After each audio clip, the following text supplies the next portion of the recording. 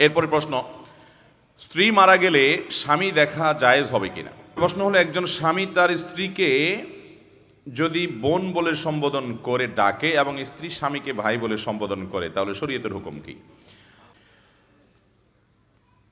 প্রথমত নারীর পর্দার বিষয়ে কিছু বলার অনুরোধ করছি।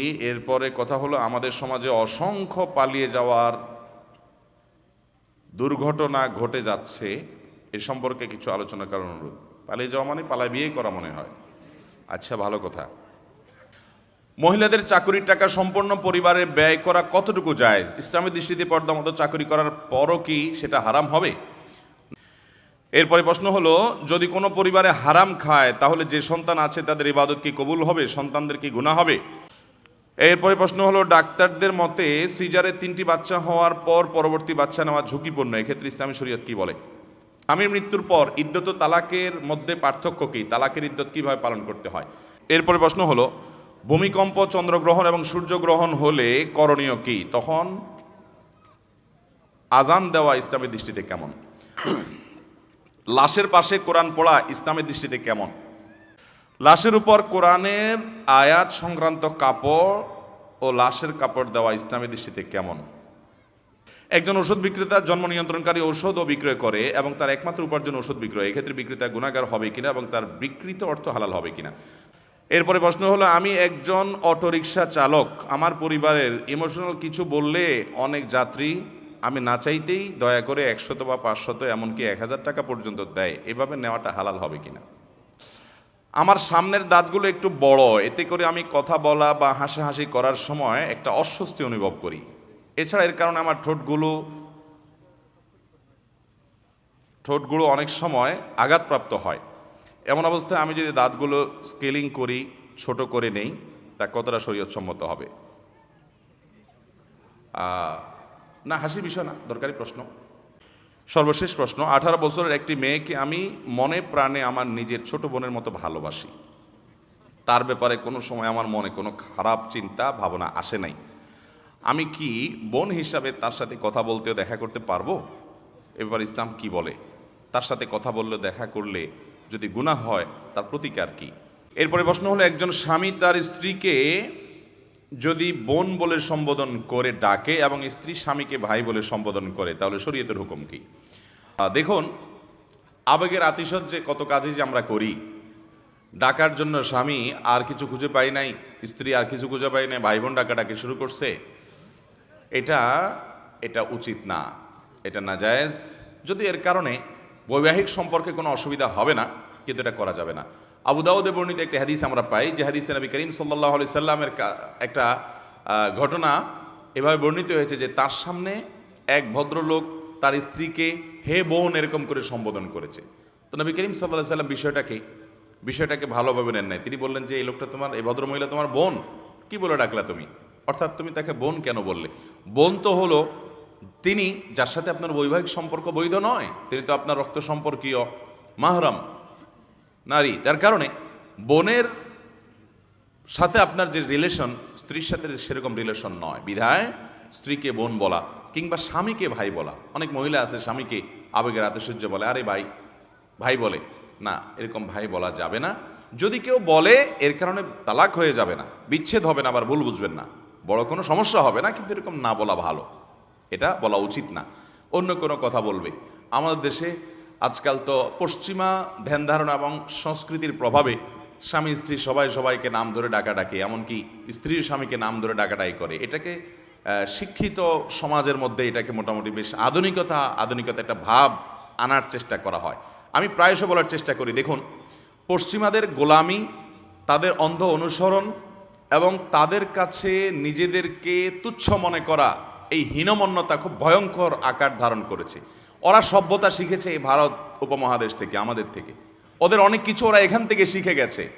এবং সবচেয়ে বড় কথা হলো, পারিবারিক ব্যবস্থাপনা বলতে যদি কিছু থাকে পৃথিবীতে, তাহলে পশ্চিমারা শত শত হাজার মাইল পিছিয়ে আছে এখনও আমাদের এই অঞ্চলে মানুষদের কাছ থেকে। এই অঞ্চলে মুসলমান বলুন, এমনকি হিন্দুরাও, বিভিন্ন ধর্মের মানুষরা তাদের পারিবারিক যে বন্ধন, এই বন্ধনটা পশ্চিমারা কখনো কল্পনাও করতে পারে না।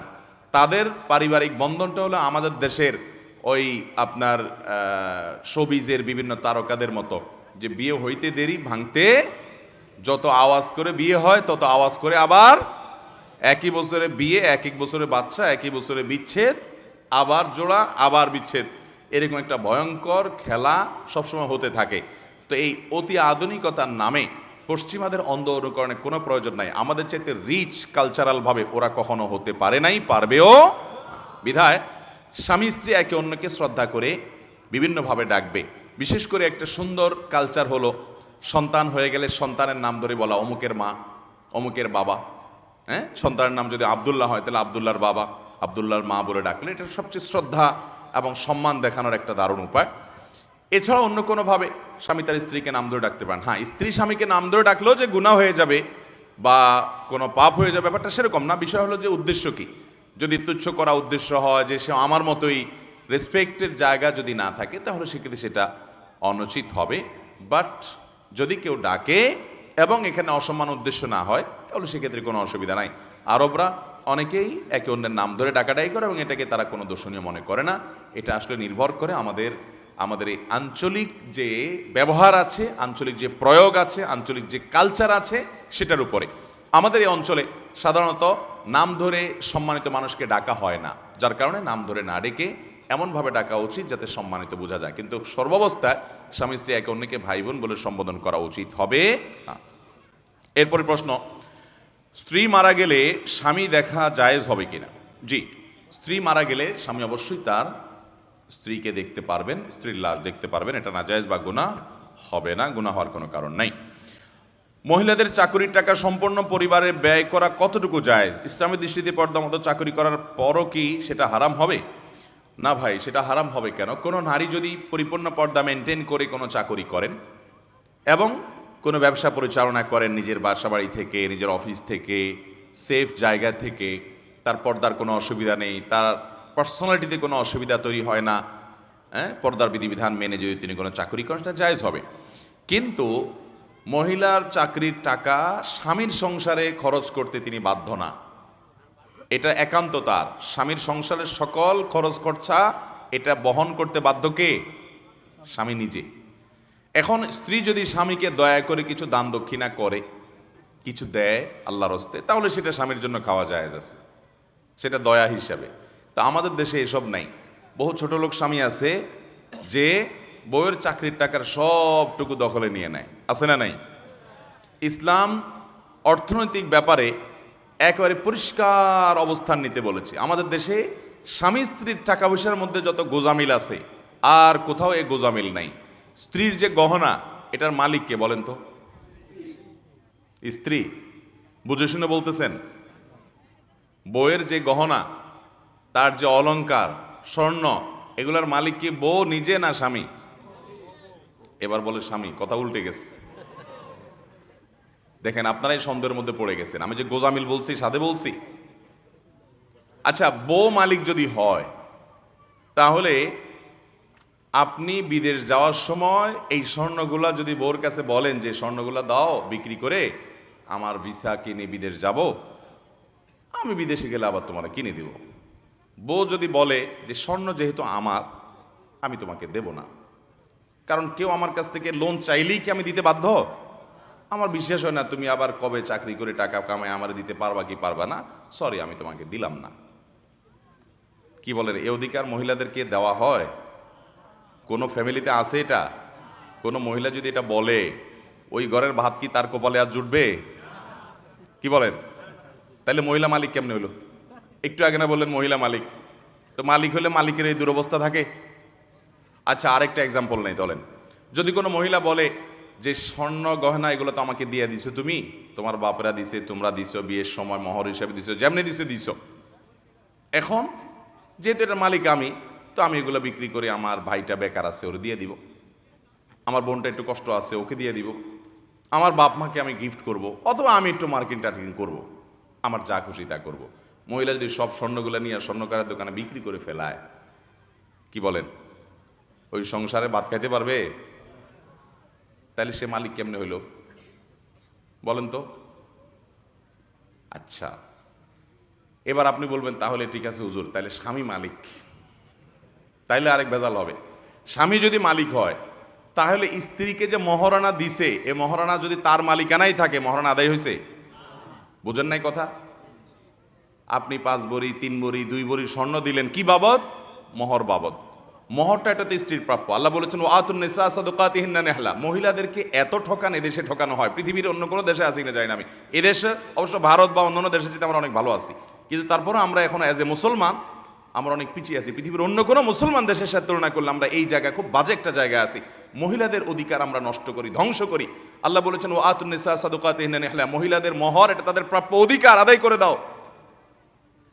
কয়জন মায়ের পুত বাপের পুত আছেন এখানে? হাত তুলে বলতে পারবেন বউয়ের মোহর সব আদায় করে দিছে? হাত তুলেন তো দেখি। এরকম বাপের পুত যারা আছেন হাত তুলেন দেখি। দেখেন একজন বাপের পুত পাইছি, আর সব মায়ের পুত। পিছনে দেখিনি আমি, সামনে দেখতেছি তো, আমার তো পিছে চোখ নাই রে ভাই। আচ্ছা নামান।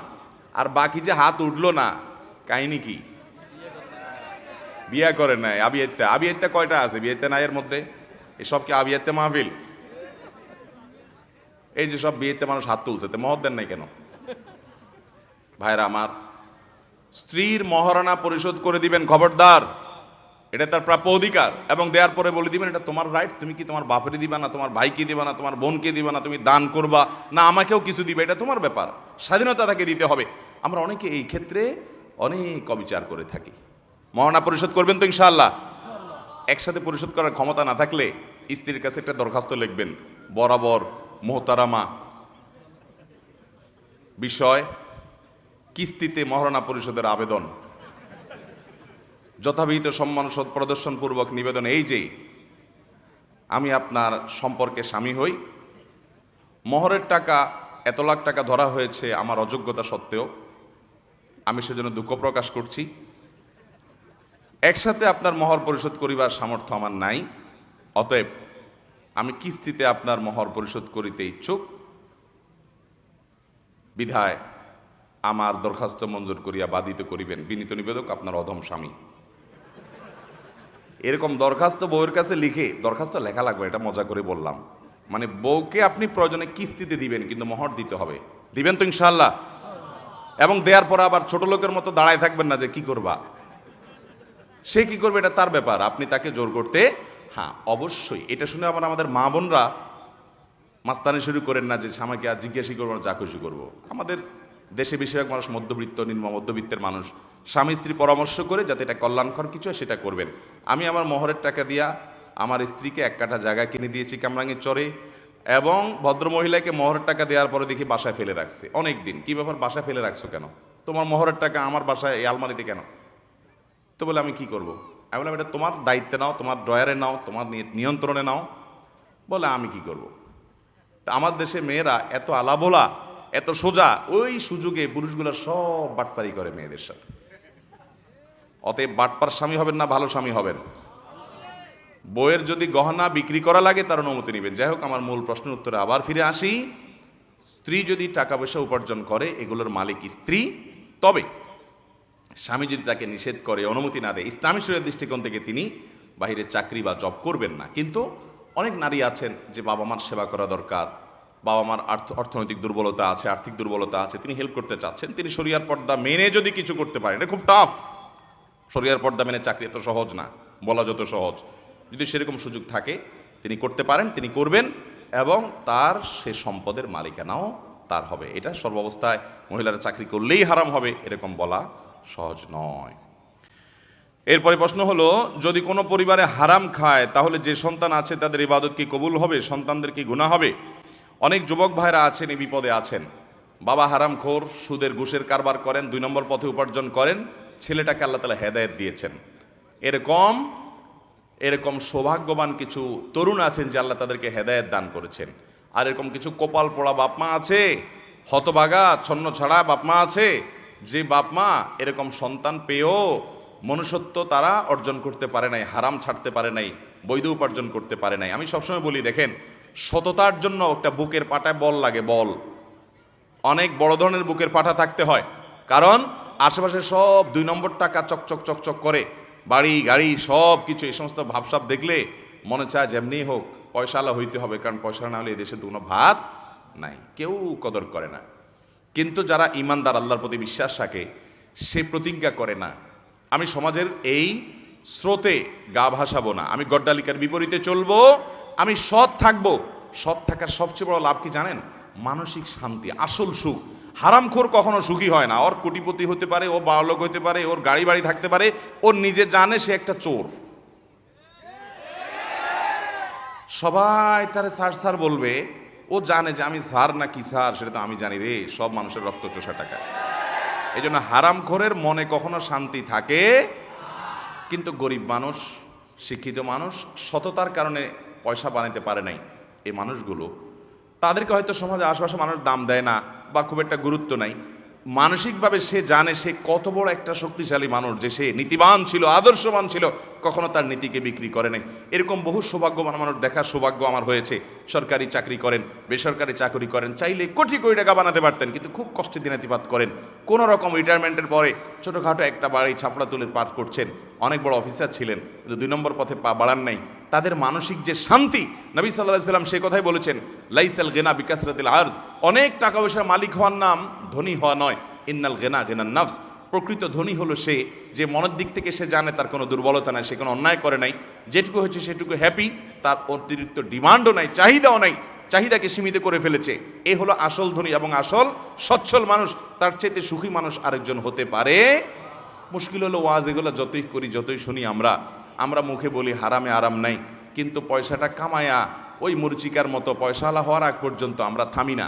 যতক্ষণে পয়সাওয়ালা হয়ে গেছেন তারপরে মনে হয় যে আরে কই, আমার তো আগের জীবনটাই অনেক বেশি সুখী জীবন ছিল, এনজয় করতাম জীবনটাকে। অতএব সৎ থাকার চেষ্টা করবো তো ইনশাআল্লাহ। তো যে সমস্ত সন্তানরা নিজেরা হেদায়েতের পথে এসেছেন, হারাম হালাল বুঝেছেন, বাপ মা বুঝে নাই, বাপ মার যদি হালাল উপার্জন থাকে তাহলে সেখান থেকে আপনি আপনার ভরণ পোষণ নেবেন। আর যদি হারাম হালাল মিশ্র থাকে চেষ্টা করবেন হারামটা অ্যাভয়েড করার।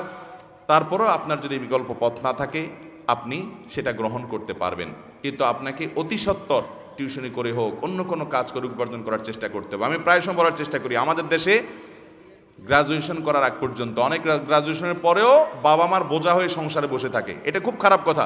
একজন মুসলমান তরুণ কখনো অলস হবে না। আপনি চেষ্টা করবেন সর্বাবস্থায় কাজ করার। আমার মনে আছে আমি মাদ্রাসা যখন পড়ি, স্টুডেন্ট লাইফ থেকে আমি উপার্জন করি, আমি চাকরি করি এবং আমার বাবাকে আমি সংসারে টাকা দিতাম এবং সংসার চালাতে সহযোগিতা করতাম। কই আমার পড়ালেখাতে কোনো অসুবিধা হয় নাই। সারা বাংলাদেশের মাদ্রাসা বোর্ডের অধীনে 10 stand, 3rd stand, 2nd stand এগুলো করার সুযোগ আমার হয়েছে।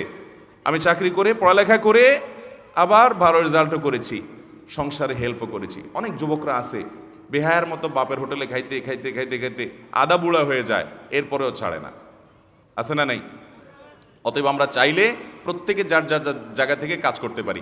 যুবকরা কাজ না পাওয়ার কারণে আকাজ শুরু করে দেয়। এই যে কয়দিন আগে দেখেন না বিশ্বকাপ গেল, কোথাকার কোন দেশ খেলতেছে, যুবক এখানে ঘন্টাকে ঘন্টা, হাজার হাজার ঘন্টা, হাজার হাজার টাকা নষ্ট করে পাগলামি ছাগলামির সীমা ছাড়িয়ে চরম একটা অবস্থা তৈরি করে ফেলেছে। গভীর রাত, ফাইনাল খেলার দিন আমার মনে আছে যে আমি লক্ষ্মীপুর থেকে মাহফিল করে যাচ্ছি, হাইওয়ে বন্ধ করে দিয়ে যুবকরা বহু দূর পাল্লার বাস ওটার সামনে নাচানাচি করতেছে। মানে ছাগলামি এবং পাগলামির তো একটা সীমা থাকে। এটা কোন পাগলামি রে বাবা, এটা কোন পাগলামি? মনে রাখবেন, একজন আদর্শ মানুষ কখনো কারোর বিরক্তির, কারোর কষ্টের কারণ হতে পারে। কক্সবাজারে গতকালকে এক হোটেলে ছিলাম, দেখি যে লবিতে ধুমধাড়াক্কা গান।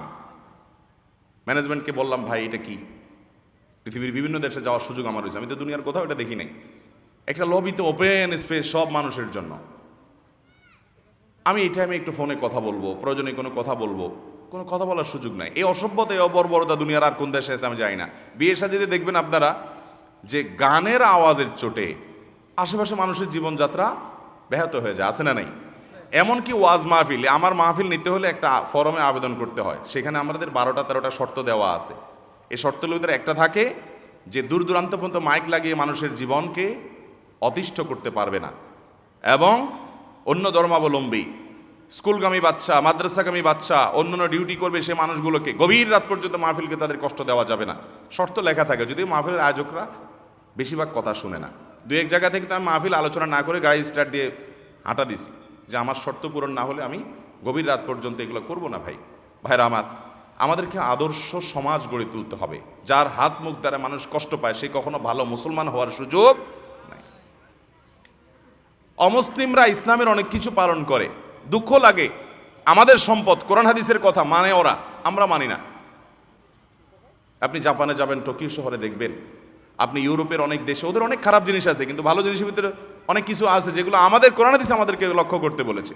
দেখবেন ওরা কথা বলতে হেডফোন ছাড়া কথা বলে না, হাত দিয়ে দিয়ে কথা বলে যে পাশের লোকটা যাতে ডিস্টার্ব না হয়। আমরা এত বর্বর, এত নিকৃষ্ট হয়ে গেছি, আমি সবার কথা বলছি না, যে আমার উল্লাস আরেকজনের বেদনার কারণ হচ্ছে।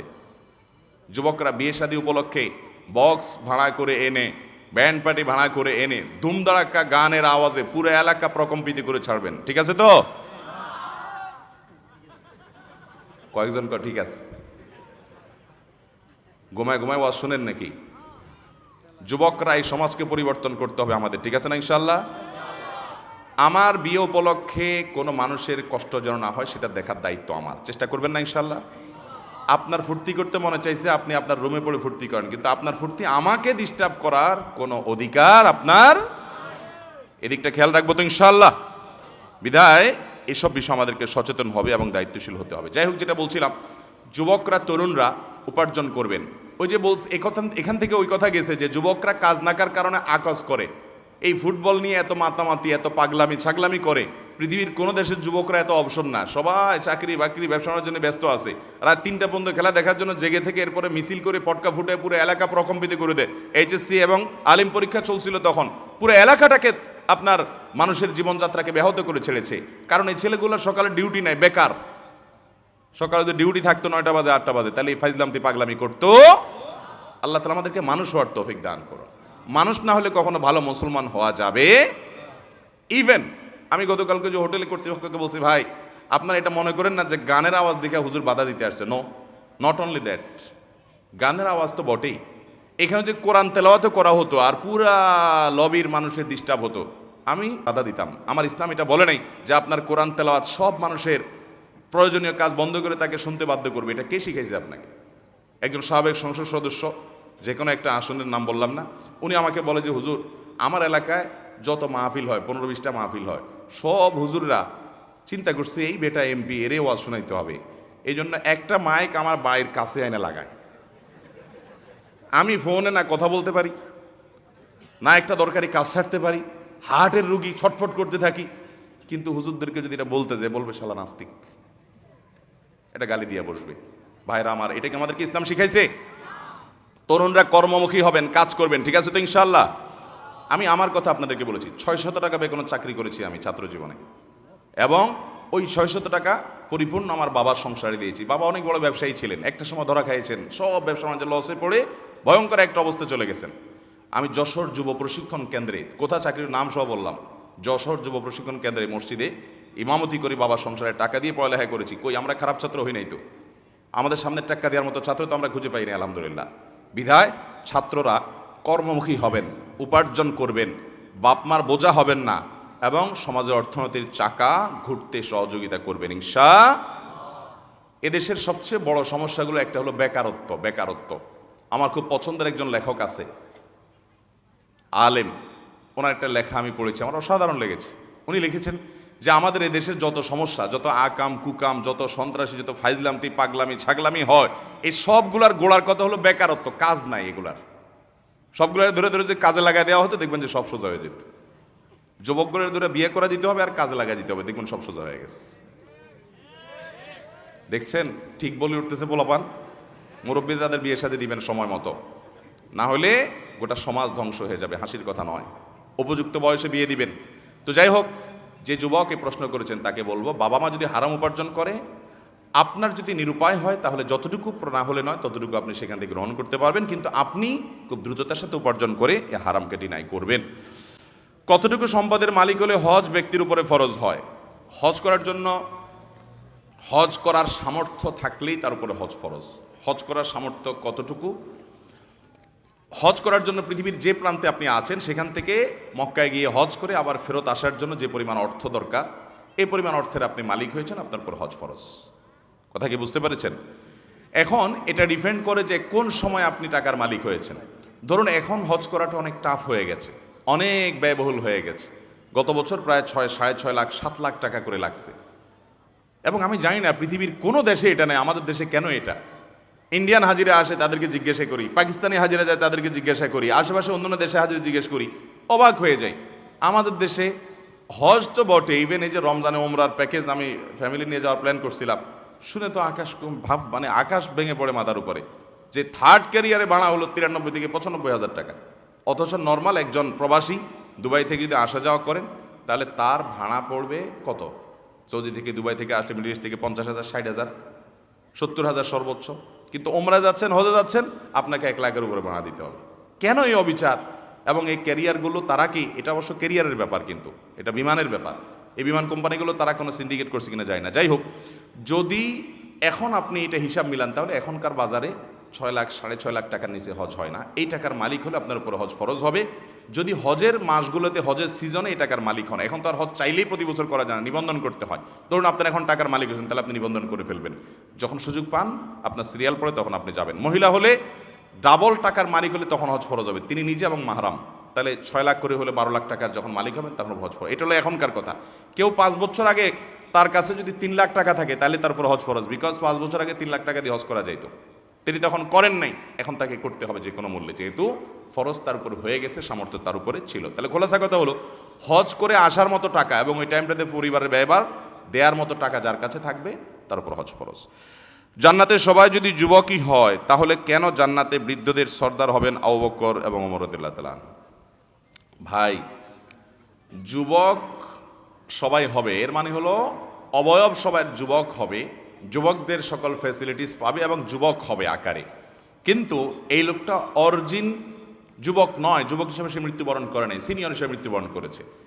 যেমন ফাতেমা রাদিয়াল্লাহু তাআলা আনহা, তিনি জান্নাতে নারীদের সর্দার হবেন। হাসান হুসাইন জান্নাতে যুবকদের নেতৃত্ব দিবেন। তার মানে অন্য যারা আছেন তাদের মৃত্যু হয়েছে যে বয়সে, সে বয়সের মানুষগুলো নেতৃত্ব দিবেন। ওইটা দুনিয়াবী দৃষ্টিকোণ থেকে, তিনি যে মারা গেছেন যে বয়সে, সেটার দৃষ্টিকোণ থেকে তাকে ওই গ্রুপের লিডার বলা হয়েছে। বাট জান্নাতে কোনো বৃদ্ধ থাকবে না, সবাই সমবয়স্ক হবে। এরপরে প্রশ্ন হলো, ভূমিকম্প, চন্দ্রগ্রহণ এবং সূর্যগ্রহণ হলে করণীয় কি? তখন আজান দেওয়া ইসলামের দৃষ্টিতে কেমন? ভূমিকম্প বা চন্দ্রগ্রহণ, সূর্যগ্রহণের সময় আজান দেওয়ার কোনো নির্দেশ কোরআন হাদিসে কোথাও আছে বলে আমার জানা নেই। তবে এই সময় কিছু কাজ আমাদেরকে করতে হবে। তার ভিতরে একটা হলো জিকির করতে হবে, আল্লাহু আকবার তাকবীর ধ্বনি দিতে হবে, দোয়া করতে হবে, ইস্তিগফার, আল্লাহর কাছে ক্ষমা প্রার্থনা করতে হবে, সাদাকা করতে হবে, দান করতে হবে সামর্থ্য অনুযায়ী যতটুকু পারা যায়, এবং চন্দ্রগ্রহণ সূর্যগ্রহণের নামাজের ব্যবস্থা করতে হবে। এই কয়েকটা কাজ করতে হবে: জিকির, তাকবীর, সাদাকা, ইস্তিগফার, দোয়া, চন্দ্রগ্রহণ সূর্যগ্রহণের নামাজ, এগুলো করতে হবে চন্দ্রগ্রহণ সূর্যগ্রহণ হলে। আমাদের দেশে কাজের কাজ তো করার কোনো খবর নাই, যত আকাজ আছে সব আমরা করি, যত মিথ্যা ফতোয়া, ভুল ফতোয়া আছে মহিলাদের উপর আরোপ করি। দেখবেন আপনারা অনেক এলাকায়, অনেক কি বাংলাদেশে প্রায় সব এলাকা গেলে এই প্রশ্ন পাই আমি, কি হয়েছে, চন্দ্রগ্রহণ সূর্যগ্রহণ হলে গর্ভবতী নারীরা কি কিছু কাটাকাটি করতে পারবে? আপনাদের এলাকায় আসেনি এসব? আচ্ছা বলেন তো, পুরুষ কাটাকাটি করতে পারবে কিন্তু মহিলা কাটাকাটি করতে পারবে কি? এটা প্রশ্ন। এটা ভিত্তিহীন একটা কুসংস্কার, ভিত্তিহীন কথা এবং কুসংস্কার যে চন্দ্রগ্রহণের সময় নারীদের জন্য কোনো বিধিনিষেধ নাই, যে তারা এটা পারবে না, ওইটা পারবে না। অনেকে বলে যে সোজা হয়ে শুয়ে থাকতে হবে, না জানি বলে সোজা হয়ে থাকা যাবে না, একটু বাঁকা হয়ে থাকতে হবে। কোত্থেকে এই সমস্ত ফালতু এবং কুসংস্কারাচ্ছন্ন কথা আসছে আল্লাহ ভালো জানে। চন্দ্রগ্রহণ সূর্যগ্রহণের সময় গর্ভবতী নারীদের জন্য কোনো বিধিনিষেধ, কোনো বিশেষ করণীয় বর্জনীয়, ওই যে করণীয় বর্জনীয় সকলের জন্য সমান, যে এই টাইমগুলো আমরা তো আজকাল চন্দ্রগ্রহণ সূর্যগ্রহণকে এনজয় করি, তাই না? ওই যে দূরবীন দিয়া দূর থেকে দেখে এটাকে ফুর্তির সাথে আপনার এটাকে এনজয় করার চেষ্টা করা হয়। ভাইরে, কিয়ামতের আগে যে আরও কত তামাশা হবে সেটা একমাত্র বলাই বাহুল্য। নবী করিম সাল্লাল্লাহু আলাইহি সাল্লাম বলেছেন যে তখনকার আরবদের, জাহিলি যুগের মানুষদের মধ্যে কুসংস্কার ছিল, তারা মনে করতো চন্দ্রগ্রহণ সূর্যগ্রহণ কোনো বড় মানুষ মারা গেলে, কোনো নেতা মারা গেলে তার কারণে চন্দ্রগ্রহণ সূর্যগ্রহণ হয়। নবী সাল্লাল্লাহু আলাইহি সাল্লাম বলেছেন এগুলো কুসংস্কার, এগুলো সব আল্লাহ তাআলার নিদর্শন। এভাবে পৃথিবী একসময় শেষ হবে, সূর্য নিষ্প্রভ হবে, পশ্চিম দিক থেকে উদিত হবে। ঈমানদার এই ধরনের পরিস্থিতিতে ভীত হয়ে, সন্ত্রস্ত হয়ে আল্লাহর দিকে রুজু করবে এবং ইস্তিগফার, দোয়া, তাকবীর, সাদাকা এবং সালাতুল কুসুফ পড়বে। এগুলো হলো আমাদের করণীয়।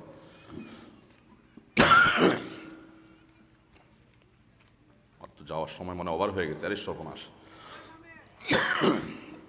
লাশের পাশে কোরআন পড়া ইসলামের দৃষ্টিতে কেমন? ভাইরা আমার, মৃত মানুষের লাশের পাশে কোরআন পড়ার কোনো নির্দেশ কোরআন হাদিসে কোথাও নাই, কিন্তু আমার দেশে সব জায়গায় আছে। আপনাদের এলাকায় আছে? আচ্ছা, কোরআন কি জীবিত মানুষের জন্য না মরা মানুষের জন্য? তাহলে একটা মানুষ মারা যাওয়ার পরে তার লাশের পাশে কোরআন পড়লে ওই লোকটা কি শুনবে? তাহলে কি লাভ? লাশ দুনিয়া থেকে তার মৃত্যুর সঙ্গে সঙ্গে তাকে দাফন কাফন দিয়ে জানাজা পড়িয়ে সসম্মানে তাকে কবরস্থ করতে হবে, আর তার জন্য দোয়া করতে হবে। কিন্তু লাশকে ঘিরে কোরআন নিয়ে বসে কোরআন তেলাওয়াত করতে হবে, এরকম কোনো নির্দেশ কোরআন হাদিসে কোথাও আসেনি। বিশেষ করে কোরআন শোনাবেন কাকে? আপনি কোরআন শোনাবেন জীবিত মানুষকে, তিনি শুনলে সওয়াব পাবেন, আমল করবেন, জানতে পারবেন, কোরআন সম্পর্কে ধারণা হবে। সেই জায়গা থেকে আপনি জীবিত মানুষকে কোরআন শোনাবেন। মৃত মানুষকে কোরআন শোনানোর কোনো নির্দেশ কোরআন হাদিসে। তাদের জন্য আল্লাহর কাছে দোয়া করবেন, ইস্তেগফার করবেন, ইসালে সওয়াব করবেন কোরআন সুন্নাহর পদ্ধতি অনুসারে। এর বাইরে লাশ ঘিরে গোল হয়ে কোরআন তেলাওয়াত করার কোনো নির্দেশ নেই। আমাদের দেশে তেলাওয়াত তো করে করে মাদ্রাসা ছেলেদেরকে ভাড়া এনে তারপরে কোরআন তেলাওয়াত করায়, আছে না নাই? না ভাই, এটা করা যাবে না। আবার এটার জন্য পারিশ্রমিকও দেয়। এই পারিশ্রমিক দেওয়াও না জায়েজ, নেওয়াও না জায়েজ। বুঝতে পারছেন? হুজুর, আপনারা বলবেন হুজুরদের পেটে লাথি মারেন কেন ভাই? না ভাই, সারা দুনিয়াতে কোনো আলেম এটাকে অনুমোদন করেন নাই। মৃত ব্যক্তির জন্য কোরআন তেলাওয়াত করে টাকা নেওয়া এবং দেওয়া, এটাকে জায়েজ বা এলাও পৃথিবীর কোনো আলেম করেন নাই। সমস্ত ওলামা ইকরাম না জায়েজ বলেছেন, কিন্তু আমরা অনেকেই এটা করি। আপনি আপনার মা বাবার জন্য দোয়া করবেন এবং অন্যদের কাছে দোয়া চাইবেন, কিন্তু টাকা দিয়ে মৃত ব্যক্তির জন্য কোনো কিছু করানো জায়েজ নাই। হ্যাঁ, আপনি গরিবদেরকে টাকা দিতে পারেন বা আলেমরা এমনি গরিব, তাদেরকে দান করতে পারেন, কিন্তু ওই যে কোরআন তেলাওয়াত পড়ায় বিনিময় দিবেন, সেটা জায়েজ নাই। লাশের উপর কোরআনের আয়াত সংক্রান্ত কাপড় ও লাশের কাপড় দেওয়া ইসলামী দৃষ্টিতে কেমন? আমাদের দেশে অনেক মসজিদে দেখা যায় লাশের উপরে যে কাপড় আছে সেগুলোর উপরে কোরআন কারীমের মানে লাশ ঢাকার যে কাপড়, এগুলোতে কোরআন কারীমের আয়াত লেখা থাকে। অনেক সময় খাটিয়ার মধ্যে আয়াত লেখা থাকে, অথচ এখানে যখন আপনি লাশ রাখবেন, অনেক মানুষের লাশ থেকে দেখা যায় রক্ত বের হয়ে আসে বা কোনো নাপাক কিছু শরীর থেকে বেশ হয়ে আসে, হয় অনেক সময়। এখন খাটিয়ার মধ্যে যদি কোরআন আয়াত আপনি লেখেন এবং এমন জায়গায় লিখলেন সেখানে আপনার এই নাপাক পানি এসে পড়লো, এটা কি কোরআনের সম্মান হয় না অসম্মান হয়? অতএব অসম্মান হওয়ার মতো কোনো সুযোগ তৈরি হতে পারে, পথ উন্মুক্ত হতে পারে, এরকম জায়গায় কোরআনকে লেখা জায়েজ না, এটা অনুচিত। এ বিষয়ে আমাদের সাবধান হতে হবে। মনে রাখবেন, লাশের খাটিয়া কেন, কাফনের মধ্যে গোটা কোরআন লিখে আপনি দিয়ে দিলেন, তো এইটার উপরে ওই ব্যক্তির নাজাত এবং মুক্তি নির্ভর করবে না। নাজাত নির্ভর করবে তার দুনিয়াতে ঈমান কি ছিল, আমল কি ছিল সেটার উপরে। আপনি তার জন্য দোয়া করতে পারেন, সেটা হলো তার জন্য করেন, সাদাকা করতে পারেন, কিন্তু কোরআন লিখে দিলেন আর সে বেঁচে যাবে, এরকম বিষয়গুলোকে সহজ মনে করার কোনো কারণ নাই। তবে আল্লাহ রাব্বুল আলামিনের বান্দাকে মাফ করার জন্য বিভিন্ন উসিলা এবং বাহানা খোঁজেন, তাই বলে কোরআন অমানা হতে পারে, কোরআনের অসম্মান হতে পারে আল্লাহ কালামের, সেরকমভাবে কোরআন লেখা বা সেই জায়গায় কোরআন রাখা জায়েজ নাই। প্রথমত নারীর পর্দার বিষয়ে কিছু বলার অনুরোধ করছি। এরপরে কথা হলো, আমাদের সমাজে অসংখ্য পালিয়ে যাওয়ার দুর্ঘটনা ঘটে যাচ্ছে, এ সম্পর্কে কিছু আলোচনা করার অনুরোধ। পালিয়ে যাওয়া মানে পালায় বিয়ে করা মনে হয়। আচ্ছা, ভালো কথা। শুনেন, পর্দা শুধু মহিলাদের ব্যাপারে কেন, পর্দা পুরুষদেরও করতে হবে। মহিলারা তাদের সৌন্দর্যের পর্দা করবেন আর পুরুষরা তাদের দৃষ্টির পর্দা করবেন। উভয় দিক থেকে পর্দা হতে হবে। পুরুষরা কিসের পর্দা করবেন? চোখের পর্দা করবেন। তিনি পরনারীর সৌন্দর্য অবলোকন করবেন না, তিনি নিজের স্ত্রীর সৌন্দর্য অবলোকন করবেন। নিজের মাহরাম নারীদের দিকে তাকাবেন, মা বোনের দিকে তাকাতে পারেন, কিন্তু গায়রে মাহরাম কোনো নারীর সৌন্দর্য অবলোকন করবেন না। তিনি নিজেকে নিয়ন্ত্রণ করবেন। আল্লাহ বলেছেন, কুল্লিল মুমিনিনা ইয়াগুদ্দু মিন আবসারিহিম। আল্লাহ পুরুষদেরকে আগে নির্দেশ করেছেন তারা যেন তাদের চোখকে সংযত রাখে, এরপরে নারীদেরকে নির্দেশ করেছেন তারাও যেন চোখকে সংযত রাখে এবং লজ্জাস্থানকে হেফাজত করে। এই জন্য পুরুষরা চোখের পর্দা করতে হবে ভাই, সেই সাথে নারীরা তাদের সৌন্দর্যের পর্দা করতে হবে। দেখুন, নারীদের সৌন্দর্যের পর্দা ইসলাম কেন করতে বলেছে? এটা নারীদের কল্যাণার্থেই বলেছে। এটাতে নারীর সম্মান নিহিত আছে, নারীর ইজ্জত এবং সম্ভ্রম নিহিত আছে। কারণ একজন নারী তিনি যদি খোলামেলাভাবে নিজেকে মানুষের সামনে উপস্থাপন করেন, অশ্লীলভাবে উপস্থাপন করেন, তাহলে পুরুষরা তাকে দেখে বাজে চিন্তা করবে। এইটাই বাস্তবতা, এই বাস্তবতার ব্যতিক্রম কিছু হতে পারে না। এভাবে আল্লাহ সৃষ্টি করেছেন যে একজন আরেকজনের প্রতি আকৃষ্ট হবে। তো আকৃষ্ট হওয়ার পর যখন বাজে চিন্তা করবে, তাকে নিয়ে জল্পনা কল্পনা করবে, এটা কি নারীর জন্য সম্মানের না অসম্মানের? তো এই অসম্মানের কাজটা যেন না করে ইসলাম সেই নির্দেশটাই করেছে, আমাদেরকে করতে হবে। এর পাশাপাশি পালিয়ে বিয়ে করার বিষয় যেটা বলছেন, ভাই আমি তরুণ বন্ধুদেরকে বলছি, বিয়ে জীবনে কয়বার করবেন? 2বার করলে মাইদ্যর খাওয়ার ভয় আছে নাকি? বইয়ের হাতে মাইদ্যর খাইতে পারেন। আচ্ছা যাক, একবারই বেশিরভাগ মানুষ একটাই করতে পারে না, 2টা করতে থেকে আবার যুবকরা বাপ মা বিয়ে দেয় না, অভিযোগ করতে করতে নালিশ দিতে শেষ আমার কাছে। আচ্ছা যাক, একটা বিয়ে করবেন তো জীবনে একটা বিয়ে করবেন, সেটাও যদি পালাপালি করে করেন, আরে চোর ডাকাইতে না পালাপালি করে কাজ করে? আপনি কি চোর নাকি? কেন পালাপালি করবেন? বিয়ে একটা জন করবেন সুন্দর করে, মুরব্বীদেরকে সাথে নিয়ে করবেন, সবাইকে রাজি করায়া সবাইকে সাথে নিয়ে করবেন, হাসি খুশিভাবে করবেন। পলাপলি করে বিয়ে করবেন, এরপর আফসোস করবেন, হারে আমার বিয়েটা একটু হাঙ্গামা করে হলো না, আনন্দ ফুর্তি করে হলো না। বিয়েতে একটা আনন্দ ফুর্তি ইসলাম অ্যালাউ করেছে একটা লিমিটেড পর্যায় পর্যন্ত, বিদায় পালায়া বিয়ে করা উচিত নয়, এটা সাধারণ এবং কমন কথা। এরপর আসুন, যদি এমন কোনো পরিস্থিতি তৈরি হয় যে আপনার বাপ মা আপনাকে বিয়ে দিচ্ছে না, আপনি গুনাহ থেকে বাঁচতে পারছেন না, আপনি চরম একটা পর্যায়ে চলে গেছেন, তারপরও তারা দুনিয়া এবং পয়সা করে ছাড়া কিছুই বুঝছে না, তাহলে সেক্ষেত্রে আপনি নিজের ডিসিশন নিজে না দিয়ে একজন বিদগ্ধ আলেমে দ্বীন, একজন বিচক্ষণ আলেমের সাথে আপনি সাক্ষাৎ করে তার সাথে আপনার পুরো অবস্থার বিবরণ আলাপ আলোচনা করে আপনি ডিসিশন নেন, সেটা ইনশাআল্লাহ আপনার জন্য কল্যাণকর হবে। কিন্তু নিজে থেকে হুটহাট করে পালিয়ে পালিয়ে বিয়ে করবেন না। দেখেন, বেশিরভাগ যুবকরা কোনো মেয়েকে পছন্দ হলে বিবাহ বহির্ভূত সম্পর্ক করে মনে করে যে এর না হলে আমার জীবনটা শেষ, তেজপাতা হয়ে যাবে, ওরেই লাগবে আমার জীবনে সুখী হওয়ার জন্য। আছে না নাই? এমন বহু ঘটনা আছে যে যারে না হলে বাঁচবে না মনে করছে, ওর সাথে যখন ঘর করা শুরু করছে কয়দিন পরে মনে হয়েছে সরে গেলে আমি বাঁচি। হয় কি হয় না এরকম? অতএব এগুলো বেশিরভাগ ক্ষেত্রে যৌবনের ভ্রম, সিনিয়র এবং অভিজ্ঞদের পরামর্শ নিতে হয়, ভেবেচিন্তে সুচিন্তিতভাবে সিদ্ধান্ত নিতে হয়।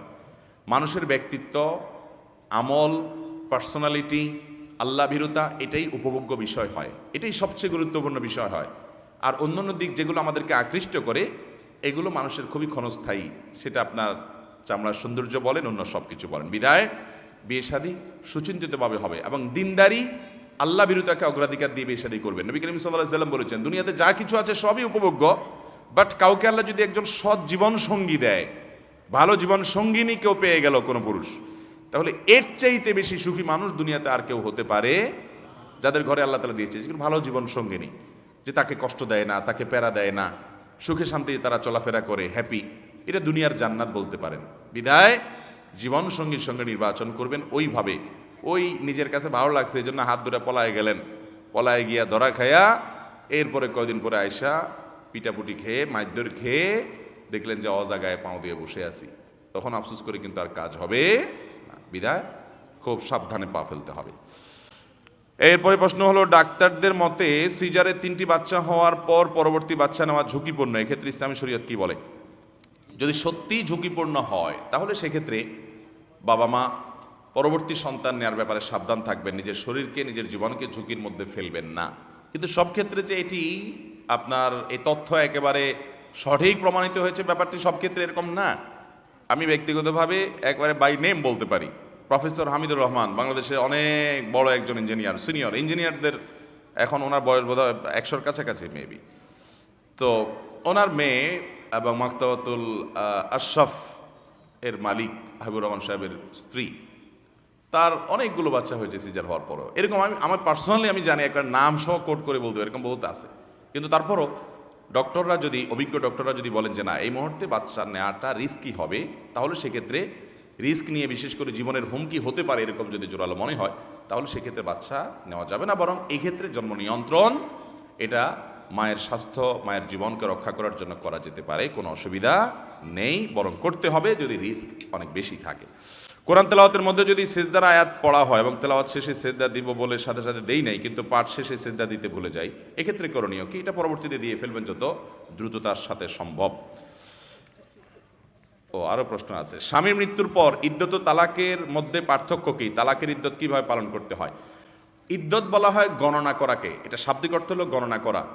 আর ইসলামী পরিভাষায় ইদ্যত বলা হয় কারোর স্বামীর সাথে কোনো মহিলার বিচ্ছেদ হয়ে গেলে কিংবা স্বামী মারা গেলে স্ত্রী যে পিরিয়ডটা বিবাহ শাদী করা থেকে নিজেকে বিরত রাখতে হয়, এই মৌলিকভাবে এই কাজ এবং আনুষঙ্গিক কিছু কাজ করাটাকে ইদ্যত বলা হয়। এই ইদ্যতটা স্বামী স্ত্রীর মধ্যে বিচ্ছেদ হয়ে গেলে স্ত্রীর 3টা মাসিক পর্যন্ত ইদ্যত পালন করতে হয়, অর্থাৎ কারোর সাথে বিবাহ বন্ধনে আবদ্ধ হতে পারেন না, এরপরে তিনি বিবাহ বন্ধনে আবদ্ধ হতে পারেন। আর যদি কারোর গর্ভবতী থাকেন ওই অবস্থায় হয়, তাহলে সেক্ষেত্রে গর্ভ খালাস হওয়ার আগ পর্যন্ত, সন্তান প্রসবের আগ পর্যন্ত তিনি বিয়ে শাদীতে আবদ্ধ হতে পারেন না।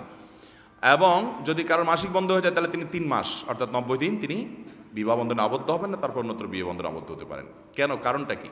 এর কারণ হলো পুরুষকে তো ইদ্যত পালন করতে হয় না, মহিলায় কেন করতে হয়? কারণ মহিলার গর্ভে এই ভদ্রলোক যিনি, যার সাথে বিচ্ছেদ হয়ে গেল, তার কোনো সন্তান আছে কি না, যদি আজকাল মেডিকেল চেকআপের মাধ্যমে জানা যায়। ইসলাম তো সর্বজনীন, সর্বকালীন, সব যুগের জন্য প্রযোজ্য। যেখানে এটা নাই সে কি করবে? তো এর বাইরে চেকআপে অনেক সময় ত্রুটি হতে পারে। এই জন্য শরীয়ত এই পিরিয়ডটা দিয়েছে যে এই পিরিয়ডটা পর্যন্ত, এটা একমাত্র কারণ, এটা একটা কারণ, আল্লাহর নির্দেশে আরও বহু রহস্য আছে, থাকতে পারে, আমরা কয়টা জানি। তো এই টাইমটা তিনি অন্যত্র বিবাহ বন্ধনে আবদ্ধ হবেন না। এটা হলো বিবাহ পরবর্তী তালাকপ্রাপ্তা নারীর ইদ্যত, 3 মাস বা 3টা মাসিক। 3টা মাসিক বন্ধ হয়ে গেলে, মাসিক না থাকলে সেক্ষেত্রে মাস হিসাবে করবেন, 90 দিন তিনি ইদ্যত পালন করবেন, অর্থাৎ বিবাহ থেকে বিরত থাকবেন। এরপরে তিনি বিবাহ বন্ধনে আবদ্ধ হবেন অন্যত্র। এক, আর যদি স্বামী মারা যায় তাহলে 4 মাস 10 দিন পর্যন্ত তিনি ইদ্যত পালন করবেন। এই সময় তিনি কারোর সাথে বিবাহ বন্ধনে আবদ্ধ হতে পারবেন না, বিবাহের প্রস্তাবও দিবেন না। এবং এই সময়টাতে তিনি স্বামীর সংসার, যেখানে মারা গেছেন স্বামী, সেই জায়গাতে অথবা নির্দিষ্ট যেখানে তার জন্য থাকা সেফ, এরকম জায়গাতে তিনি নিজেকে অবস্থান করে রাখবেন। তিনি একান্ত প্রয়োজন ছাড়া ডাক্তার দেখানোর জন্য বের হতে পারেন। একান্ত প্রয়োজন ছাড়া তিনি বাইরে যাবেন। এটা শোক পালনের অংশ হিসাবে, নট অনলি ইদ্যত পালন, এটা শোক পালনের অংশ হিসাবে। তাহলে দুটার মধ্যে পার্থক্য হলো বিচ্ছেদের পর 3টা মাসিক অথবা 3 মাস, আর স্বামী মারা গেলে 4 মাস 10 দিন। স্বামী মারা গেলে তখন নিজেকে শোক পালন অংশ হিসাবে একটা জায়গায় তিনি আবদ্ধ করেন, বা আবদ্ধ করা মানে এই না যে ঘরতে বেরোতে পারবে না, মানে একটা ঠিকানার মধ্যে থাকবেন, বাইরে যাওয়া করবেন না একান্ত প্রয়োজন ছাড়া। আর তালাকপ্রাপ্ত হলে সেক্ষেত্রে সবই করতে পারবে, শুধু বিবাহ বন্ধনে আবদ্ধ হবেন না, বাইরে তিনি যেতে পারবেন। এই হলো পার্থক্য। একজন ওষুধ বিক্রেতা জন্ম নিয়ন্ত্রণকারী ঔষধও বিক্রয় করে এবং তার একমাত্র উপার্জন ওষুধ বিক্রয়, এক্ষেত্রে বিক্রেতা গুনাহগার হবে কিনা এবং তার বিকৃত অর্থ হালাল হবে কিনা? জন্ম নিয়ন্ত্রণ অস্থায়ীভাবে যত প্রক্রিয়া হয় সেগুলো শর্ত সাপেক্ষে জায়েজ আছে, বিধায় এগুলোর আইটেমগুলো বিক্রি করলে সেটা নাজায়েজ বিষয় হবে না, এর কারণে তার উপার্জন হারাম হবে না। একবারে স্থায়ী পদ্ধতি, লাইগেশন ইত্যাদি, সেগুলোকে ইসলাম অ্যালাউ করে না। কিন্তু অস্থায়ী জন্ম নিয়ন্ত্রণ যদি কী খাওয়াবে এই চিন্তা থেকে না হয়, বরং মায়ের স্বাস্থ্য, অন্যান্য পারিপার্শ্বিক নানান যৌক্তিক কারণে জন্ম নিয়ন্ত্রণ করে সাময়িকভাবে, সেটার জন্য যে কোনো পদ্ধতি, বৈধ পদ্ধতি গ্রহণ করা যেতে পারে। এবং সেটার জন্য এই আইটেমগুলো যদি কোনো মেডিসিন এর দোকানে বিক্রি হয়, সেটা নাজায়েজ নয়, তার উপার্জন হালাল হবে ইনশাআল্লাহ। এরপরে প্রশ্ন হলো, আমি একজন অটোরিকশা চালক, আমার পরিবারের ইমোশনাল কিছু বললে অনেক যাত্রী আমি না চাইতেই দয়া করে 100 বা 500, এমনকি 1000 টাকা পর্যন্ত দেয়, এভাবে নেওয়াটা হালাল হবে কিনা? এখন কথা হলো, এই ইমোশনাল কাহিনী আপনি যাত্রীকে কেন শোনাচ্ছেন, উদ্দেশ্য কি? যদি উদ্দেশ্য হয় যে সত্য মিথ্যা বাজ বিচার না করে বানায়া ছানায়া বলে বেচারাকে আমি ইমোশনাল ব্ল্যাকমেল টাইপ কিছু করে এরপরে তার থেকে একটু দান্দা বাড়া দিবে 20 টাকা, কিন্তু নিলাম 500 টাকা, 1000 টাকা, ভদ্রলোককে দেখে মনে হচ্ছে একটু নরম সরম আছে, তো এরকম যদি আপনি এটা ধান্দা পাতেন তাহলে এটা প্রতারণা, আর প্রতারণা করে উপার্জন করলে সেটা হালাল হবে। আর যদি সত্যিই আপনার কোনো দুঃখের হিস্ট্রি থাকে, আপনার স্ত্রী অসুস্থ, আপনি অনেক বিপর্যস্ত, এবং সেটা ভদ্রলোকের সাথে শেয়ার করেছেন শুধুমাত্র জাস্ট সময় পেয়েছেন, মনে হলো একটু শেয়ার করি হালকা হওয়ার জন্য, ঘটনাচক্রে তিনি আপনাকে গিফট করেছেন, সেটা নেওয়া আপনার জন্য জায়েজ আছে। কারণ এটা তো আপনি তাকে কোনো সিন ক্রিয়েট করে নিয়েছেন অথবা মিথ্যা কথা বলে নিয়েছেন, ব্যাপারটা সেরকম না। ইভেন আপনি সত্য কথা বলে তার কাছে টাকার আশায়ও যদি বলেন, ঠিক আছে ওনার সামর্থ্য আছে দিল, তাও আপনার জন্য এটা হারাম হবে না, যদি আপনি ওই যে মিথ্যা কথা না বলেন। অনেকে আছে মিথ্যা কথা বলে। ঢাকা শহরে অনেক রিক্সাওয়ালা আছে যে রিক্সা উঠলে, আমি অনেকবার এই অভিজ্ঞতার মুখোমুখি হয়েছি, রিক্সাওয়ালা উঠলেই একটা হিস্ট্রি বলা শুরু করে, স্যার একটু কথা বলবো স্যার, আচ্ছা বলেন স্যার কি বলবেন, এবার স্যার প্রতারণা করে উপার্জন করলে সেটা কি হবে না, জায়েজ হবে না। ইমানদার কখনো কাউকে প্রতারণা করতে পারে না, খুব ভালো করে শুনে রাখেন। মান গাশশা ফালাইসা মিন্না, নবী সাল্লাল্লাহু আলাইহি ওয়াসাল্লাম বলেছেন যে মানুষকে ধোঁকা দেয়, প্রতারণা 2 নাম্বারই করে, এ আমার উম্মত হতে পারে না। আমাদের নবী সাল্লাল্লাহু আলাইহি ওয়াসাল্লাম, তার সাহাবীরা, তারা কখনো কাউকে ধোঁকা দিতেন না, প্রতারণা করতেন না। আজকাল তো আমরা নামে মুসলমান, নামাজও পড়ি, দাড়িও রাখি, টুপিও রাখি, জুব্বাও রাখি, 2 নাম্বারইও করি, মানুষকে প্রতারণা করি।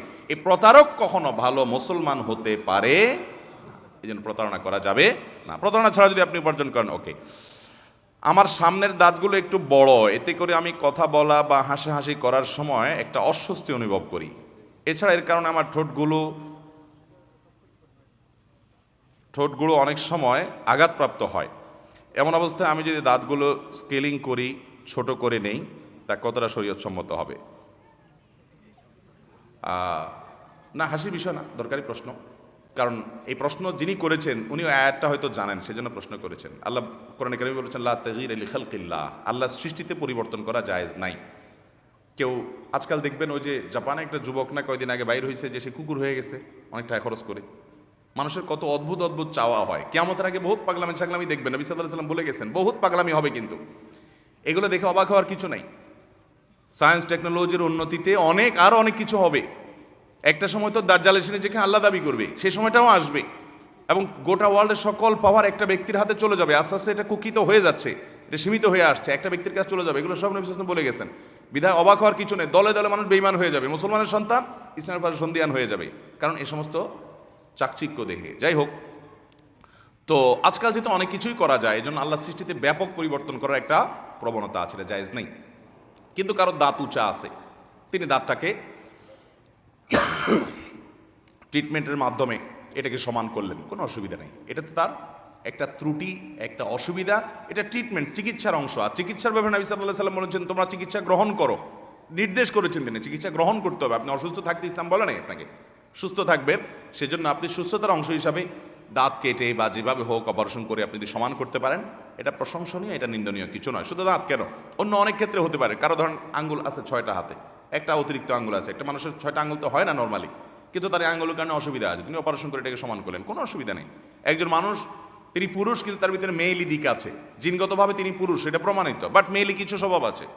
ট্রিটমেন্টের মাধ্যমে এটা যদি সুস্থ করে তোলা যায়, জায়েজ আছে, বরং এটা প্রশংসনীয়। অতএব দাঁতের ক্ষেত্রে যদি কারো এরকম হয়, অনেকের উঁচা দাঁত থাকে এবং এর কারণে অসুবিধা তৈরি হয়, দৃষ্টিকটু হয়, উনি এটা ট্রিটমেন্ট করে সমান করতে কোনো অসুবিধা নাই। একজন ছেলে হয়ে আমি যদি জেন্টস পার্লারে গিয়ে আমার মুখের দাগ, ব্রণ ইত্যাদি ওয়াশ করে নেই, তাহলে কি কোনো পাপ হবে না? পাপ হবে না। এই যে একই কারণে যে এগুলো তো শরীরের মধ্যে ত্রুটি, এটা তো এক ধরনের রোগ, অসুবিধা, অতএব এগুলো আপনি অপারেশন করে ফেলে দিলেন, এটা তো অসুবিধা নেই। কিন্তু আপনি ওই যে ব্রু প্লাগ করলেন, আপনি নারী হয়ে পুরুষ, পুরুষ হয়ে নারীর বেশ ধারণ করলেন, মৌলিক পরিবর্তন করে ফেললেন, সেগুলো জায়েজ নয়। আল্লাহ এভাবে সৃষ্টি করেছেন। দুনিয়াতে এখন এই যে আপনার জিনের উপরে মানুষের সৃষ্টির বিভিন্ন, এমনকি এই যে আপনার ফলের যে জিন আছে এগুলোর উপরে গবেষণা করে অনেক কিছু হচ্ছে। আপনার উন্নত অনেক দেশে ধরেন একটা আঙ্গুর, ওই বড় কোমড়ার জিন আঙ্গুরের মধ্যে প্রয়োগ করে আঙ্গুরের কোমড়ার মতো বানায় ফেলতেছে, এটাও সম্ভব। অনেক দেশে এগুলোর উপরে নিষেধাজ্ঞা পর্যন্ত দেওয়া আছে নানা কারণে। তো তথ্য প্রযুক্তির উন্নতিতে অনেক কিছুই হবে। আমাদের পরবর্তী জেনারেশন তো এমন একটা জায়গায় যাবে যে তাদের ইমানের উপর টিকে থাকা সো টাফ হয়ে যাবে। অলরেডি এখনই একটু 2-4 কলম পড়ালেখা করলে পোলাপান ছেলেমেয়েরা ইসলামটাকে সেকেলে সেকেলে মনে করা শুরু করে। নবী করিম সাল্লাল্লাহু আলাইহি ওয়াসাল্লামের প্রত্যেকটা ছত্রে ছত্রে ভবিষ্যদ্বাণী করে গেছেন যে কি হবে কিয়ামতের আগে। আল্লাহ তাআলা আমাদেরকে ভয়াবহ সময়গুলোতে ইমানের উপর অটল থাকার তৌফিক দান করুন, এসব বিভ্রান্তি যেন আমাদেরকে বেঈমান না করে। সর্বশেষ প্রশ্ন, 18 বছরের একটি মেয়েকে আমি মনে প্রাণে আমার নিজের ছোট বোনের মতো ভালোবাসি, তার ব্যাপারে কোনো সময় আমার মনে কোনো খারাপ চিন্তা ভাবনা আসে নাই। আমি কি বোন হিসাবে তার সাথে কথা বলতে দেখা করতে পারবো? এবার ইসলাম কি বলে? তার সাথে কথা বললে, দেখা করলে যদি গুনাহ হয়, তার প্রতিকার কি? দেখেন, যাকে আপনি বিবাহ করতে পারবেন, মানে আইনগতভাবে যাকে বিবাহ করতে কোনো অসুবিধা নাই, অর্থাৎ তিনি আপনার রক্ত সম্পর্কীয় কোনো নারী নন, আপনার বোন নন, আপনার মা নন, আপনার ফুফু নন, হ্যাঁ, এরকম কোনো নারী যদি হন, তাহলে সেক্ষেত্রে আপনি তাকে যতই বোনের মতো দেখেন, যতই মায়ের মতো দেখেন, ভদ্র মহিলা মূলত আপনার স্ত্রী হওয়ার মতো। অস্বীকার করার সুযোগ আছে? তাকে বিয়ে করতে চাইলে করা যাবে কি যাবে না? দেখেন, আল্লাহ রাব্বুল আলামিন পরপুরুষকে পরনারীর সাথে পর্দা মেনটেন করতে বলেছেন। কেন? এটাতেই নিরাপত্তা সামাজিক। সারা পৃথিবী যত পদ্ধতি অ্যাপ্লাই করে দেখবে, শতভাগ নিশ্চিত ফেলিওর হবে। বাংলাদেশের একেবারে প্রথম সারির একজন প্রকৌশলী, নাম বললে আপনারা সবাই চিনে যাবেন, টেলিভিশনে সারাদিন দেখেন, আমি নাম বলবো না। ভদ্রলোকের সাথে একটা টেলিভিশন প্রোগ্রাম শেষে আলাপচারিত হচ্ছে, উনি আমাকে বললেন, হুজুর আপনি কি জানেন আমেরিকার মতো দেশে কয়েক সেকেন্ডের জন্য যদি বিদ্যুৎ চলে যায় আর লিফটে থাকা মেয়েদের অবস্থা তখন কি হয়, কী পরিমাণ হ্যারাসমেন্টের শিকার হয়, আপনি কল্পনাও করতে পারবেন না। আমাদের দেশে মানুষকে আমরা খারাপ বলি, ওদের চাইতে এখনও এই সমস্ত ক্ষেত্রে আমরা যে কত ভালো আছি সব ক্ষেত্রে নয়, এই সমস্ত ক্ষেত্রে এটা কল্পনা করা যাবে না। এর জন্য এই ওয়াজ মাহফিলগুলো, মসজিদের মেম্বারগুলোর অবদান অনস্বীকার্য। আমাদের প্রশাসন, আমাদের পুলিশ বাহিনী, আমাদের বিভিন্ন সেক্টর থেকে আইন আদালত, বিচারালয়, বিভিন্ন জায়গা থেকে যে অপরাধ প্রবণতা কমিয়ে আনার জন্য নানামুখী প্রচেষ্টা আছে, এর মধ্যে অনেক বড় অবদান হলো দেশে ওলামা একরামের মানুষকে নীতি এবং আদর্শের উপরে অবিচল করবার জন্য। আমার কাছে শত শত মানুষ এসে নিজের হিস্ট্রি বলে, ভাই আমি এই অন্যায়টা ছেড়ে দিয়েছি শুধুমাত্র আল্লাহর ভয়। আপনারা কয়দিন আগে দেখেছেন না, পত্রিকা বেশ ফলাও করে প্রকাশ হয়েছে, এক ভদ্রলোক অনেক বয়স্ক, উনি রেলের কর্মকর্তা বা কর্মচারী ছিলেন, সারা জীবন অনেক রেলের ভ্রমণ করেছেন ফাঁকি যুগে দিয়ে। আলেমুল আমাদের বক্তব্য শুনে আল্লাহর ভয়ে তিনি একটা পর্যায়ে এসে রেলওয়ে অফিসে এসে তিনি অনেকগুলো টাকা জমা দিয়ে গেছেন যে আমি এই টাকা, এই পরিমাণ টাকার ফাঁকি দিয়েছি রেলের, আমি সেটা জমা দিয়ে গেছি। বলেন পৃথিবীর কোন সভ্যতা একটা মানুষের ভিতরে এই অনুশোচনা সৃষ্টি করতে পারবে আল্লাহর বিধান ছাড়া? আর কোনো পদ্ধতি নাই। অতএব পরিষ্কার কথা হলো, আল্লাহ যেটা হারাম করেন ওইটার বিকল্প কোনো পথ খোলা নেই। বলে যে পৃথিবীতে সবাই পুরুষরা সব ভদ্র হয়ে গেলে তো মহিলা নিরাপদ হয়ে যাবে, যে না, হবে না। পৃথিবীতে সব পুরুষদেরকে আপনি ভদ্র করতে পারবেন না। ইউরোপ আমেরিকাতে হয় না, ওরা আমাদের চাইতে অনেক শিক্ষিত, অনেক উন্নত, অনেক এগিয়ে আছে, কিন্তু তারা ভদ্র হতে পারে না। সবাই তাদের দেশে সর্বত্র নারীর নিগ্রহের শিকার হচ্ছে, পাশবিক এবং যৌন নির্যাতন নিপীড়নের শিকার হচ্ছে, রক্ষার উপায় নেই। অতএব পর্দার বিধান এটা না মানলে আপনি পরিপূর্ণভাবে, হ্যাঁ সাময়িক কোনো ক্ষেত্রে সলভ হতে পারে, পরিপূর্ণ সমস্যার সমাধান হবে না। এই জন্য যেই ভদ্র মহিলাকে আপনার সাথে বিবাহ বন্ধনে আবদ্ধ ইসলাম জায়েজ করেছে, তাকে আপনি যতই বলেন আমার বোনের মতো, আদতে তিনি আপনার স্ত্রী হওয়ার উপযুক্ত। বিধায় হতে পারে আমি আপনাকে বিশ্বাস করি, অবিশ্বাস করি না যে হ্যাঁ আপনার মনে কোনো বাজে চিন্তা নেই, কিন্তু বাজে চিন্তা আসতে সময় লাগবে না। ইসলাম এটাকে নিষেধ করেছে, আপনি তার সাথে রিলেশন করবেন না, হয় বিয়ে করে ফেলবেন যদি বিবাহ করার মতো হয়, আর না হলে রাখবেন না। হ্যাঁ, অ্যাজ এ মানুষ তাকে ভালো লাগে, তার উপকার করতে চান, তো এটার জন্য বেপর দেওয়ার দরকার নেই। তো আপনি ওদের মধ্যে হেল্প করেন, সাহায্য করেন, অসুবিধা কোথায়? একজন অভাবী নারী, তাকে হেল্প করবেন, সমস্যাটা কোথায়? আমরা আমাদের আসুন্নাহ ফাউন্ডেশন থেকে শত শত হাজার হাজার মানুষকে সারা দেশে আমরা সেবাদিক কাজ করি। কই 10,000 কম্বল বিতরণ করে ফেলেছি গত 1 মাসে, আলহামদুলিল্লাহ। কই আমরা তো কোনো নারীর সাথে পার্সোনালভাবে বোন বলার দরকার হয় নাই তাকে হেল্প করার জন্য। বিধায় কোনো নারীকে যদি আপনি ব্যক্তিগতভাবে হেল্প করতে হয়, বোন বলার দরকার নাই। আমি একটা এক্সাম্পল দেই। ধরুন একটা হাই ভোল্টেজের কারেন্টের লাইন আছে, বিদ্যুতের লাইন, এই মুহূর্তে বিদ্যুৎ নাই, ওখানে হাত দিলে কিছু হবে না যেহেতু বিদ্যুৎ নাই, কিন্তু ভোল্টেজটা এত হাই যে বিদ্যুৎ যদি থাকে আর ওই টাইমে কেউ এখানে স্পর্শ করে, সাথে সাথে কয়লা হয়ে যাবে, ছাই হয়ে যাবে, এই রকম ভয়াবহ। তো এই জায়গায় বিদ্যুৎ নাই, এই জন্য আপনাকে যদি বলি যে বিদ্যুৎ তো নাই, আপনি এখন হাত দেন, সমস্যা কোথায়? আপনি কি দিবেন? আমার কথা বোঝেন নাই? বিদ্যুতের একটা লাইন লিক আছে, লাইনটা খুব হাই ভোল্টেজ, বিদ্যুৎ থাকা অবস্থায় এখানে হাত দিলে একেবারে ছাই হয়ে যাবেন শক হয়ে। আপনাকে আমি বললাম ভাই এখন তো বিদ্যুৎ চলে গেছে, বিদ্যুৎ নাই, আপনি হাত দেন, সমস্যা কোথায়? আপনি দিবেন? কেন দিবেন না? কখন আসবে ঠিক ঠিকানা, যদি আইসা পড়ে তখন অবস্থা কি হবে? ঠিক কিনা বলেন? এই রিস্ক কেউ কখনো নেয় না। যে নারীকে আপনার বোনের মতো মনে হয়, পবিত্র মন, আপনার মনে কোনো বাজে চিন্তা আসছে না, আমি রেসপেক্ট করি, আপনাকে বিশ্বাস করি, কিন্তু কখন যে আপনার মনে আসবে সেটার কোনো ঠিক ঠিকানা।